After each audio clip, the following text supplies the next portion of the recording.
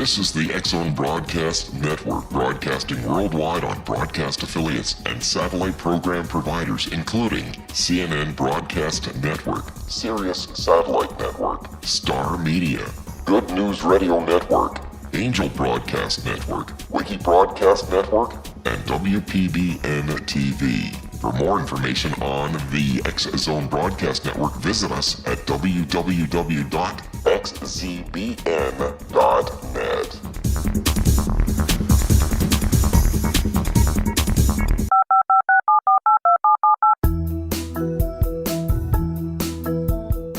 Did you know that when you're on the road with limited data or Wi-Fi, you can still listen to the X-Zone Radio Show with Rob McConnell, The Science of Magic with Gwilda Wiyaka, X-1, Dimension X, Space Patrol, and every minute of the X-Zone Broadcast Network by calling 213-401-0080, courtesy of Audio Now. No smartphone, app, or internet needed. It saves your data plan and it's free if you have unlimited minutes. Call 213-401-0080 to listen on any phone, anytime, anywhere. Remember 213-401-0080 for the best of the paranormal, parapsychology, and sci-fi radio programming anywhere, 24/7, 365. And welcome back to the X-Zone, everyone. My guest this hour is Acharya S, and we're going to be talking about Acharya's new calendar. It's the 2012 Astrotheology Calendar that serves as a basic introduction into the world of archaeoastronomy, solar mythology, and astrotheology. As has been the case in our past astrotheology calendars, in addition to showing lunar phases and festivals and astrological signs, this year's calendar highlights the solstices, equinoxes, and fire festivals with a different color for each of the 8 relevant days. Also, as in the past, in our quest to inspire an interest in astrotheology, mythology, and archaeoastronomy, we have provided fascinating information about the astronomical alignments and the astrotheological meanings of various archaeological sites and ancient artifacts from around the world. Joining me now is the one and only Acharya S. Hey, how are you? Hey there. It's nice to talk to you again. Great having you with us again, Acharya. Congratulations on your calendar. And you know, there's calendars all over the place. What was your inspiration for this calendar? You know, we talk about heady issues about religion, and a lot of times we talk about the bad aspects of it, and we talk about what it isn't and how it's fallen short. And so we spent quite a few years speaking about and where it's mythological and not historical and so forth. And the other side of that coin is what religious ideas or mythological or spiritual concepts have inspired humanity in a positive manner, in a manner to produce beautiful culture and artifacts. And so these calendars that I've been making for the last 3 years are really a very striking visual... somebody outside. Somebody's stealing a car. A really striking visual experience of the meaning behind the myths. And I wanted to share that sort of artistic expression instead of the usual scholarly highbrow stuff that I do, which is, it's very difficult. I also have a new DVD out for that reason, which has all kinds of footage of me talking. It's another imagery, but that's, it's with the striking imagery. Because the calendars show our religious heritage dating back thousands of years and how it actually affects us today and our current religious traditions. December 21st, 2012, everybody's talking about it. There are those who think it's going to be the dawning of the new age of spirituality. The others think the new galactic alignment is going to throw everything on a tilt, so that negative is going to be positive, positive is going to be negative, north is going to be south, south is going to be north. Then there are those who believe that it's the end of the world, the beginning of the book of Revelations, the apocalypse. What do you think? Wow, you just had that pattern down well. Not bad, eh? Yeah, you're good. I'm going to tell you what I'm going to do. I'm going to tell you what I'm going to do. I'm going to give you a chance to think about that. We're going to take a 2-minute commercial break. All right. When we come back, more with Acharya S. We're talking about her 2012 Astrotheology Calendar this hour and much more.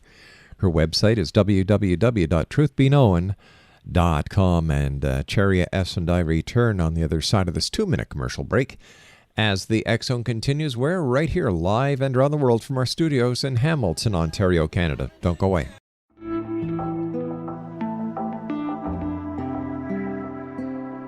Take a step back in time and discover old Florida cuisine at Marsh Landing Restaurant in Fellsmere. Enjoy delicacies such as frog legs, gator tail, catfish, and swamp cabbage, or enjoy the more traditional cuisine like hand-cut Angus steaks, ribs, and seafood.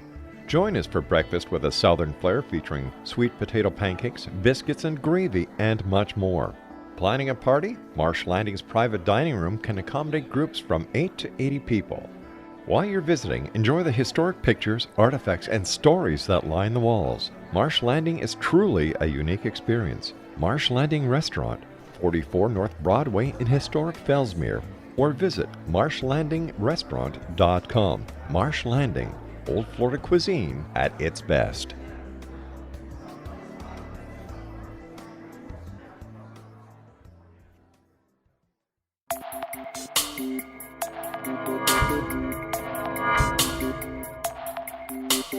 Are you interested in the paranormal, ghosts, UFOs, or psychic phenomenon? Join me, Tim Bartley, co-host of Talking to Spirits with Lightworkers Tim and Justina, coming mid-January 2017 to the XZBN. We will channel spirits live and talk to them, revealing all kinds of amazing information. Spiritual attachments will be found and removed on the show, and so much more. To find out when you can listen to Talking to Spirits with Lightworkers Tim and Justina, visit www.xzbn.net for listeners on both sides of the veil.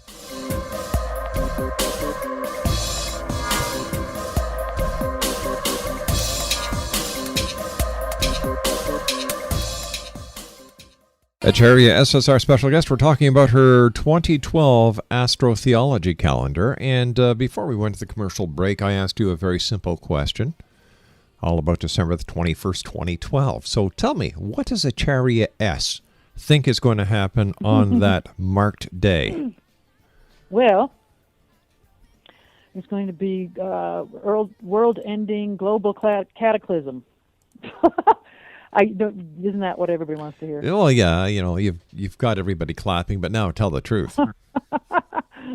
Oh, I'm afraid our end is going to come much slower than that. But, well, see, in this particular calendar, I do quote one of the world's leading Mayanists who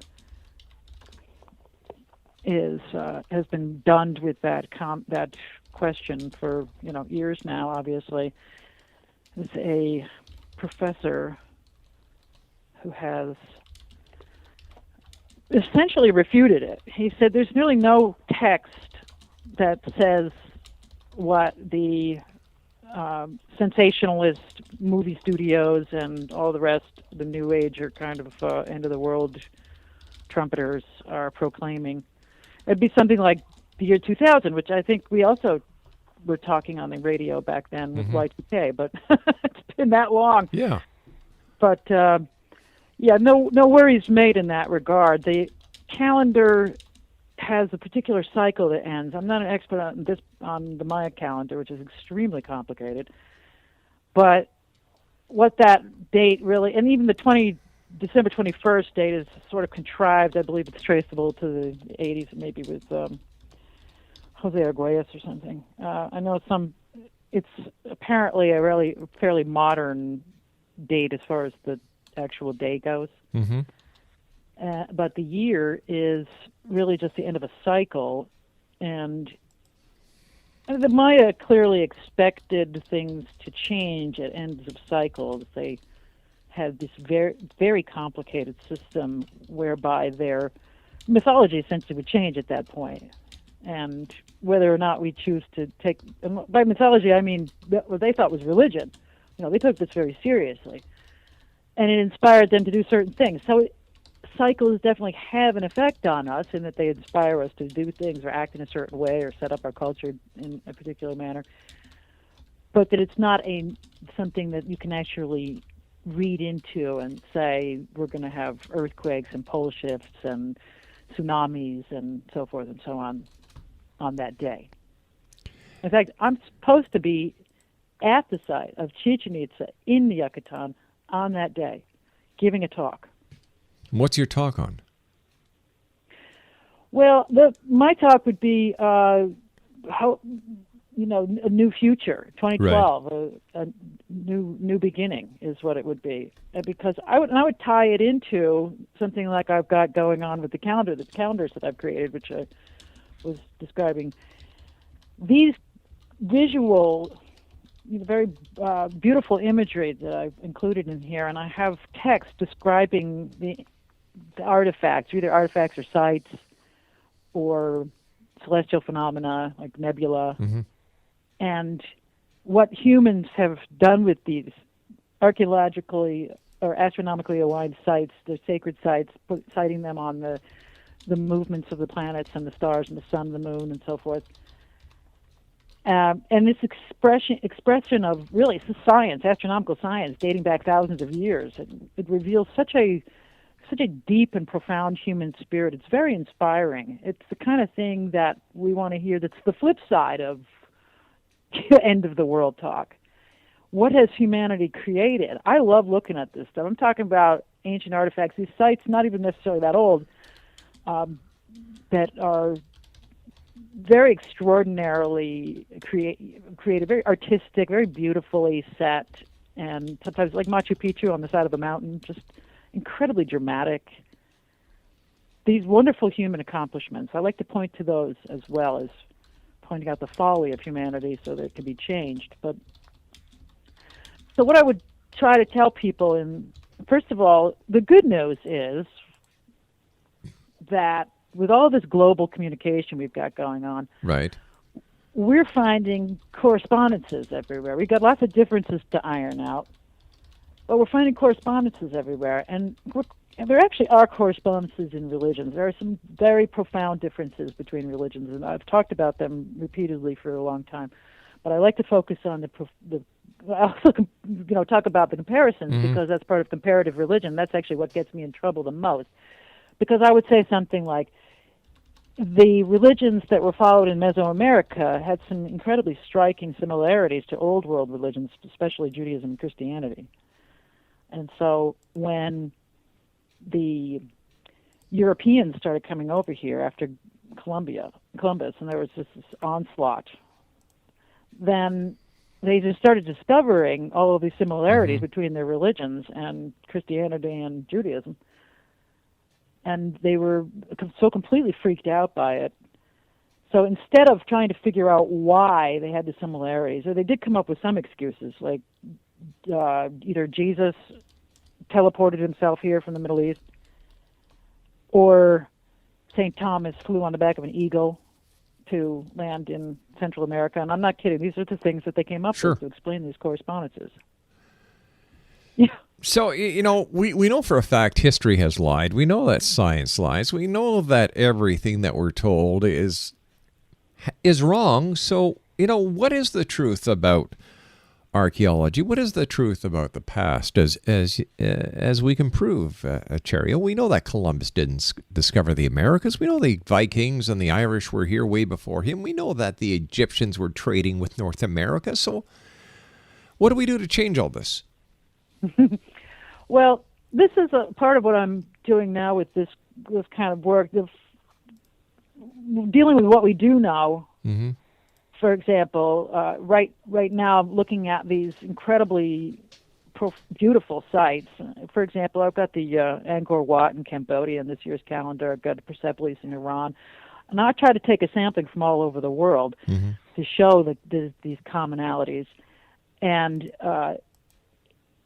even how they're inspiring modern expressions of them as well. And December, I end with this new Earth clock in Burlington, Vermont. That is just so cool. It measures all of this knowledge. And this knowledge is always perpetually on the edge of being lost, and that's what you're talking about, because we've lost so much of it, and that loss has allowed for the pathologies to arise that are dividing us up. We've got this tree of knowledge that has all kinds of dead, pathologically, infested branches at the end that need to be pruned down, and I'm out here pruning the tree, and the tree starts to scream a little bit now and again. People don't like to hear that their pathologies are pathological, but so when you go back to these roots, this is the good news. That what is it all about? It's all about our natural world. It's about what we can see around us. It's about revering the creation and not destroying it. And we're so close to destroying the creation on this planet. It's just, the bad news is everywhere. Yeah. And so, and as far as the particular old world, new world contact goes, of course, the mainstream science will argue that the only contact that has been really solidly proved was in the Vikings in Newfoundland. But here's where I am working on right now, because I'm revising my Christ Conspiracy book. Yes. That's quite a chore. After it was published in 1999, and there's been just tons of material that's come out to validate almost every major point and many minor details in there as well. I'm trying to figure out humanity supposedly coming out of Africa and then making its way up through, this is what the modern, the most recent theory of the genetic Eve is, making its way up through the Middle East and then over into Europe and over to the east into the Asia and then across the Bering Strait down into America, and that's really what the mainstream is telling us and so forth. And then you see all these other DNA studies on the DNA has been going back and forth on the genetics of Native Americans, and it's really confused. And so I'm trying to sift through it all, because they're talking 4 migrations, 9 migrations, 1 migration. Yeah. The one migration is the dominant theory. They're saying that the anomalies that show Polynesian genetics, that show Japanese genetics, that these are all being tossed out because they don't fit the paradigm. Yeah, if it doesn't fit, you toss it. You call it false. And that's exactly what you've been talking about with so many of your guests. You've been examining the anomalies that are being tossed away. Exactly. That's a way to put it, isn't it? Oh, yeah, that's a very polite way of putting it, I might add. I feel like an anomaly that's been tossed away. Anyway. Not you, my dear. Not We're you. You're a shining light in a sea of deceit. Oh, thank you so kindly. I like to just dig down and get down to the basics and see what humanity's been doing and project myself into the picture and say, how are they getting so inspired by this? But again, with this whole thing about the Yucatan and the Maya and the religions being so similar to the old world religions and so forth. See, this is where I have a problem with that isolationist perspective. I have a very dear friend who's a major isolationist archaeologist at American University. And, I see his point where he's talking about, hey, the solid evidence is they haven't really found this, they haven't really found that. That's fun, but with my studies, the details of similarities between how similar the details are between all these religions, that to me is evidence of ongoing contact at least a couple times over a period of thousands of years. There's something to it. It's so detailed. Stand by, Acharya. You and I have to take our news break at the bottom of the hour. Acharya S is our special guest, truthbeknown.com. My name is Rob McConnell. This is The X Zone. We'll be back on the other side of the news. Don't go away. This is the X-Zone Broadcast Network, broadcasting worldwide on broadcast affiliates and satellite program providers, including CNN Broadcast Network, Sirius Satellite Network, Star Media, Good News Radio Network, Angel Broadcast Network, Wiki Broadcast Network, and WPBN TV. For more information on the X-Zone Broadcast Network, visit us at www.xzbn.net.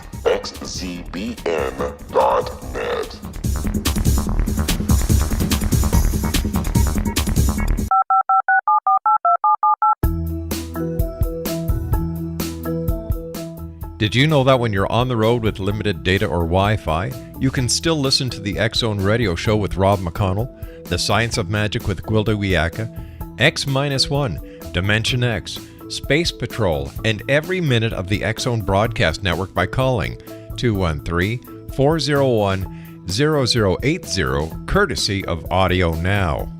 No smartphone, app, or internet needed. It saves your data plan, and it's free if you have unlimited minutes. Call 213-401-0080 to listen on any phone, anytime, anywhere. Remember, 213-401-0080 for the best of the paranormal, parapsychology, and sci-fi radio programming anywhere, 24/7, 365. And welcome back, everyone. Acharya S is our special guest this hour. We're talking about Acharya's new calendar, the 2012 Astrotheology Calendar. Her website is www.truthbeknown.com. And maybe for our listeners, could you describe what astrotheology is? I certainly can. With great pleasure. Geez, I hope you can. Well, we've already been talking about it. We're talking about sacred sites having astronomical alignments, archaeoastronomically aligned, which means in antiquity or prior to the modern era, people built these sites and they aligned certain axes of it, corners of the, if it's a building or sites citing stones, to the winter solstice, the summer solstice, the phases of the moon, and a wide variety of different celestial landmarks. And for purposes of not just worship, but worship as well as having this knowledge encapsulated. This is very important knowledge to humanity. We could not really progress without it. The knowledge of these planetary movements will tell us when we should be planting and harvesting. That's just a major thing. And people talk about, raise that one particular aspect up. It'll tell us when, for example, the Nile is going to flood. And that was crucial to the development of Egypt. And the Egyptian religion is highly astrotheological. Their gods were largely revolving around nature. You know, we know about the gods of the Egyptians with crocodile heads and jackal heads and so forth, and cat. And we know that they're extremely focused on the nature around them. India had the same sort of divination or deification, rather, of the natural world as well. And these are some of the oldest cultures, so it's quite natural for humanity to do that. And part of this nature worship has been the observations of the sun, the moon, the stars, the planets, constellations, meteors, comets, and so forth, and taking the knowledge about these planetary bodies and encapsulating them into stories to pass along the information from generation to generation. They also would encapsulate this knowledge in their architecture or other artifacts. We've got discs and zodiacs and so forth. That just endless amount of this wonderful stuff from around the world. And I'm trying to point towards that. Okay, let's not worry about whether or not this myth or that myth actually happened in history, because most of them didn't. You know, that's why they're called myths. But things like virgin births actually happening to people of a particular ethnicity 2,000 years ago, all this stuff that is very ethnically biased and focused on, there's one guy, he represents God, or this other guy, he represents God. And when in fact you figure out that these stories they're telling about these particular superhuman saviors and godmen. They're actually very old, they're archetypical, and they have to do with nature worship. And so this takes us out of our myopic, culturally biased little world and tosses us back into where we were 10,000 years ago, which is if you weren't a keen observer of nature 10,000 years ago, you wouldn't survive. Right. You needed somebody who knew what was happening with the natural world. And human beings are not that stupid that they couldn't have actually sat and had these scientific observations, and we know that they did. Well, of course, they didn't have Xbox, they didn't have Netflix, they didn't have computers, they didn't have all these little electronic gizmos that we have today that take us away from nature. That's exactly right. Yeah. And they're sitting on mountains. I like to just project myself back in time sometimes, like to the site called Göbekli Tepe in Turkey, for example. It's 11,500 years old. Who knew, huh? I mean, some of us crackpot anomalies over here have known about this, the antiquity of human culture for a long time, but we've been told by the mainstream repeatedly. Well, first it was the bibliolaters, saying that the Bible records the creation of the world in 4004 BC. So first we had that nonsense. Then we had the nonsense that was almost biblical from the archaeologists telling us that, there's nothing earlier than, first it was, of course, the Egyptians, and then it was the Sumerians. Mm-hmm. And then now we're finding out, even in Jericho, there's older civilization, and Chateau Hayek in Turkey. Now there's this Göbekli Tepe in Turkey. It's 11,500 years old. And it's this magnificent site that shows a serious advanced culture at that time. And so, like I said, we people who've been looking at this fringe research have known about these implications. And because some of this stuff is traceable through the myths. Some of these myths have to be very, very, very old. And so they just pop up, 3,000 years ago. I often look at the older religions. No, let's be honest. I look at all religions as nothing else but a form of an almanac. It's a good way of looking at it. Yeah. The cultural artifacts. Yeah, exactly. They're not something, I'm not interested in banning all religion. People think that because I critique religion and its pathologies that have allowed for people to kill hundreds of millions of people and do all these horrible things, that I want to ban religion across the board.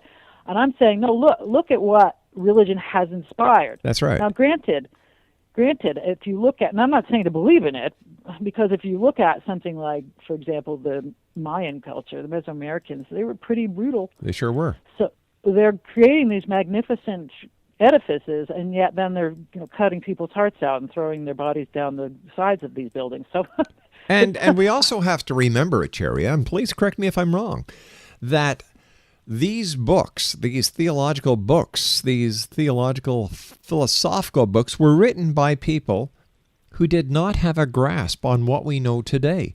If the events of the Bible were to happen today and witnessed by the masses, how would the Bible be written, or would it be written at all?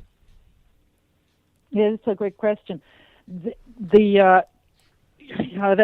a huge debate whether or not an omniscient God could possibly have written such a thing and left out so much and included what debunkers are contending are serious errors in science and so forth. If you go and study, I've been studying religion since I was a child because I was very fascinated by the Greek myths as a young person. Before I could even read, I would like to look at the pictures and sometimes color cartoon, comic books and so forth. But if you look at from that perspective, I was also exposed to National Geographic. I love telling this because it really had a huge effect on my psyche. Yeah. I looked at cultures from all around the world. I was very anthropologically minded in the sense that I could look at them dispassionately from the outside and not be involved, and that applies specifically to religious brainwashing, for example. And so that allowed me also to look at these cultures from around the world, seeing what they had in common, and also, but not adhering to them one or the other, and saying, well, I believe over here, and therefore I'm not like you over there, and I'm actually better than you, and you're evil and doomed, and you're unsaved, and all that other bigoted rubbish that we hear. I never had that experience where I was so arrogant and conceited looking at people, I have the right belief system, I'm better than you.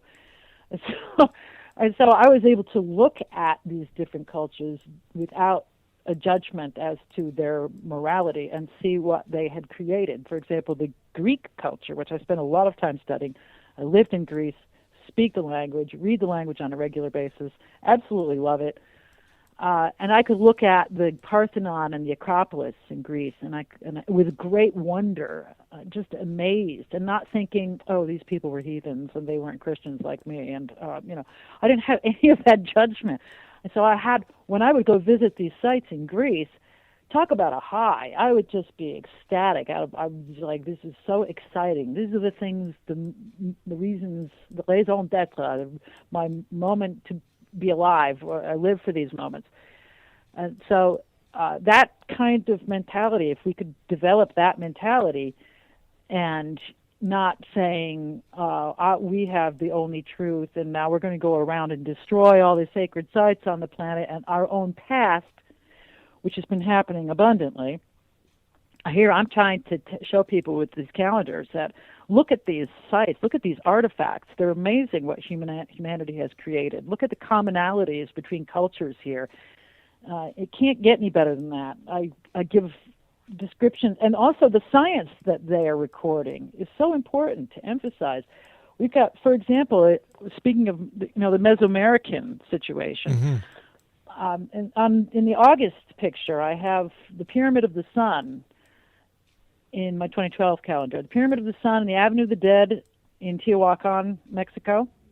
Everybody knows this site. It's a famous Aztec site. It's like proto-Aztec almost in some ways. It's been built over several times, but it's aligned. It has many astronomical alignments. The Pyramid of the Sun itself is aligned to cross-quarter days, and its face is oriented to the sunset on August 13th, which is an interesting date. Doesn't really follow with the typical solstices and equinoxes and so forth.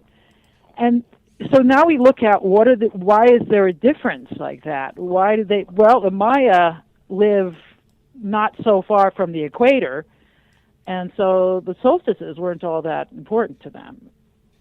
Because they didn't have this dramatic daytime-nighttime shift going on throughout the year. The solstice, of course, is really important to people living in the northern hemisphere, and the winter solstice, where it's really cold. And then, of course, the opposite happens in the southern hemisphere. But let's say December 25th. This was a amazing time for people because the sun had been disappearing from the sky, and the days were getting shorter, and the nights were getting longer, and it's a time of death and cold and depression. There's this seasonal affective disorder, for example, in Scandinavian countries. And so when it makes this turnaround at the solstice and the days start getting longer, it's a time of tremendous rejoicing. They know that life is going to be renewed. Just the heat of the sun alone is enough to bring up their mood. And then, obviously, now we know about vitamin D and all the other things that are accompanying sunlight. But the Maya were not so focused on that, and they were more interested in the equinoxes, for example, or Mesoamerican cultures, not just the Maya. And we look at the reasons for these things, and this is where our cultural differences come in, and they don't have to be differences. They may become something like that would become dogma. In my religion, August 13th is very important. Yeah, exactly. And then they start fighting over it instead of realizing why it was important in your religion. And it has to do with the particular alignment or some observation. That was actually the day of Maya origins. And I don't know exactly why they chose that day, but so you can say, okay, sure, the date of Maya origins is August 15th. There's no reason to hate that date then if you're a non-believer. That's a silly thing. Well, we don't want to follow your holy days because... And the same thing with, let's say, Judaism and Islam. They're very lunar-oriented. Their traditions have a lot to do with the moon and the phases and so forth. And that's quite contrary to more solar religions. And so now we see the fight between the night and the night sky people or the day sky people, and that's been a big battle throughout history. People who travel at night in desert regions have different religious beliefs because of their environment. Harsher, brutal, cruel. It's a very rough life. People live in the islands of South Pacific have had very easy life, traditionally speaking, until, of course, missionaries ran them. Of course, leave it to Westerners to screw things up. Yeah. Yeah. Well, some places they made it better, and some places they made it worse. As far as the Polynesian islands go, they didn't need the introduction of rats and diseases and clothing. Well, just like the North American natives didn't need 30 million of them wiped out when we came over and brought all this disease with us, and we're the good guys. Yeah. Well, it's a give and take there, because you have the conquistadors coming here and with their missionaries and proclaiming these devil worshippers with good reason, when they're seeing thousands of people having their hearts cut out and being it was called population control back then. Well, there's so many reasons for that. I think what happens there with the human sacrifice, which has been practiced all over the world, and that's actually what we're seeing in the New Testament gospel story, is a sacred king human sacrifice scapegoat ritual. That's a mouthful. Is that I think what happened possibly is thousands of years ago, we had these tremendous floods at the end of my friend, I hate to do this to you, but we've got to take a break. When we come back, let's pick it up at the floods. All right. All right. My good friend Acharya S is on the show with us this hour, Exonation, truthbeknown.com. She has her brand new 2012 Astrotheology Calendar available. Go to her website, check it out, truthbeknown.com. We'll be back on the other side of this break. Don't you dare go away. 19 Sergeant Central. 19 Sergeant, check. Officers on the scene. Hi, I'm Larry Lawson, host of Paranormal Stakeout. With over 36 years in law enforcement, I have learned a few things. The most important is the proper gathering and preservation of evidence is vital to putting the bad guy behind bars. It's no different in the world of paranormal investigation. Whether it's the search for the afterlife, cryptozoology, UFOs, and extraterrestrials, how we gather the evidence, preserve that evidence, and present it to a jury of our peers will make the ultimate difference in proving the existence of worlds and entities that are beyond our imagination. Join me, Larry Lawson, every week on Paranormal Stakeout when, along with my guests, we'll take a journey to prove with indisputable evidence what man has struggled to believe for centuries. Go to xzbn.net for the broadcast schedule and check me out at paranormalstakeout.com.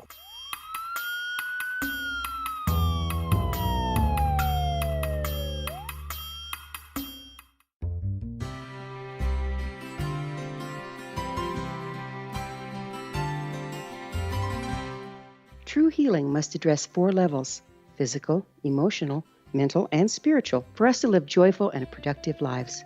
We tend to treat 3 of the 4, leaving the spiritual languishing. If you're tired of the same dysfunctional patterns cropping up in your life, Soul Balancing is for you. Trixie Phelps, owner and founder of Soul Balancing, is a naturally gifted energy healer trained in numerous esoteric forms, including shamanism. Trixie has created a powerful modality that safely and effectively clears your energetic field. A soul balancing session can remove interference, heal trauma, and restore your hope. Contact Trixie for a life-changing long-distance session today, www.soulbalancing.world.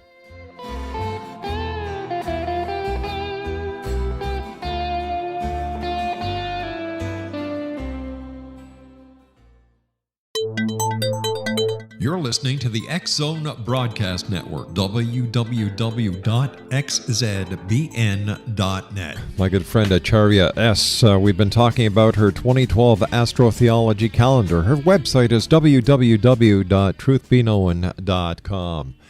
You know what, you and I started chatting during the commercial break, and you said that you're getting right into Bigfoot.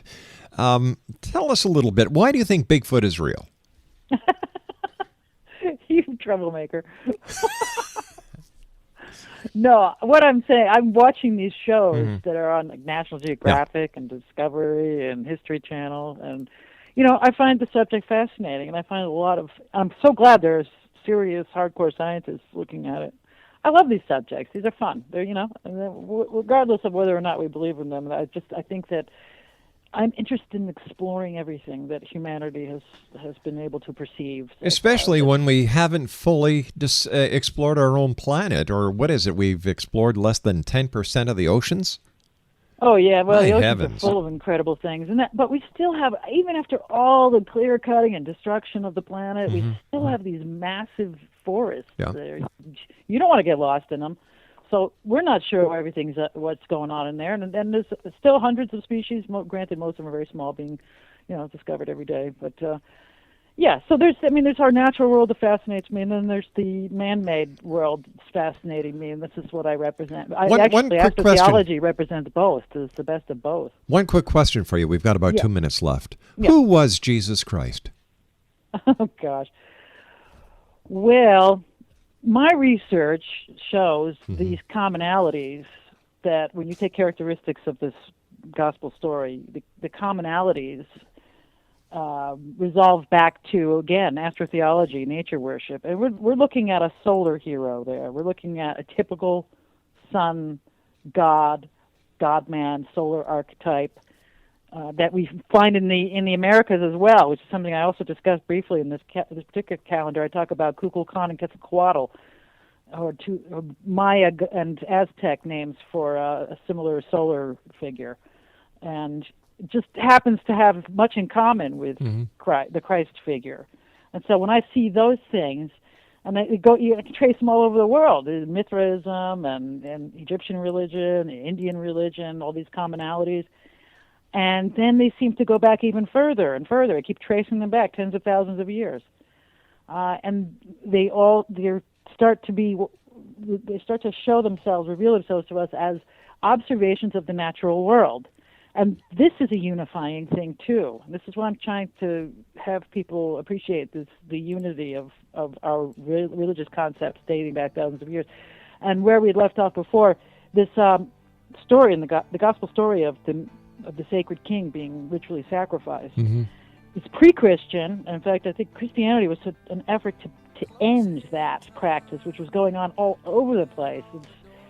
Hey, Acharya, you and I are going to have to get back together again and complete this conversation. It's always great talking to you, my dear friend. Take care of you. The very best of luck to you in everything you do. God knows you deserve it. Oh, you too, sweetheart. You take care now. Acharya S has been my guest this hour, truthbeknown.com. I'll be back tomorrow night at 10 o'clock as once again we cross the time-space continuum to this place that I call the X Zone. But until then, always keep your eyes to the sky and your heart to the light. Good night now.